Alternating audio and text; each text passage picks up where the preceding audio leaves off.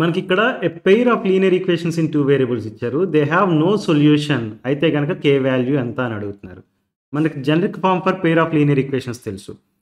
ఇలాంటి ఈక్వేషన్స్‌కి no solution అవ్వాలి అంటే కోఎఫిషియంట్స్ మధ్య రిలేషన్ ఎలా ఉంటుందంటే a1/a2 is equal to b1/b2 but that is not equal to c1/c2. మనకి ఇక్కడ ఇచ్చిన ఫస్ట్ ఈక్వేషన్ని కంపేర్ చేయండి. చేస్తే a1, b1, c1 వాల్యూస్ తెలుస్తాయి.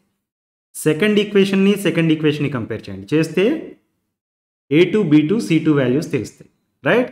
నౌ మనకి a1/a2 that is 6/k is equal to b1/b2 అవ్వాలి. రైట్? అలా అయితే మనకి k వాల్యూ ఏంటో తెలుసుకోగలుగుతాం. Right? So this is going to be 2k equal to 6.